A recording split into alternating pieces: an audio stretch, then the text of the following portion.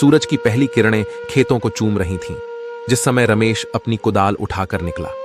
गांव का सबसे मेहनती किसान, जिसके हाथों में मिट्टी की खुशबू बसती थी और चेहरे पर धूप और हवा का तड़का।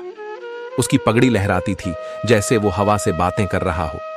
उसका खेत छोटा था, मगर उसमें रमेश ने अपना पूरा दिल लगा दिया था।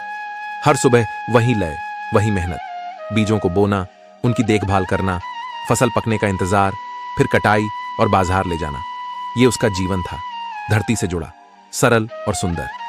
एक साल बारिश कम हुई, फसल सूखने लगी। गांव में हताशा छा गया, पर रमेश ने हार नहीं मानी। उसने पुराने ग्रंथों में खोज की और एक ऐसा बीज ढूंढ निकाला जो कम पानी में भी उग सकता था। उसने प्रयोग किया, मेहनत की और सफल हुआ। उसकी फसल हरी भरी खड़ी थी, मानो हंस रही हो। गांव वाले हैरान रह गए। रमेश ने न सिर्फ अपनी फसल बचाई, बल्कि दूसरों को भी नया बीज देकर मदद की।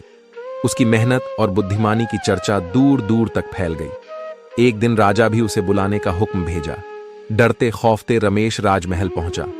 राजा ने उसकी कहानी सुनी और बहुत प्रभावित हुआ। उसने रमेश को पुरस्कृत किया और पूरे राज्य में उसका नया बीज अपनाने का आदेश दिया। कुछ सालों में ही राज्य की सूरत बदल गई। सूखे की मार कम हुई, हर तरफ हरियाली लहराने लगी। रमेश, एक साधारण किसान, अपने ज्ञान और मेहनत से पूरे राज्य का हीरो बन गया। उसकी कहानी गांव-गांव में सुनाई जाने लगी। एक किसान की कहानी जो धोबियन एरू की ताकत रखता है। तो ये रही एक किसान की कहानी जो हमें सिखाती है कि मेहनत से कोई भी मुश्किल छोटी हो जाती है और बुद्धि का प्रकाश अंधेरे को भी दूर कर सकता है।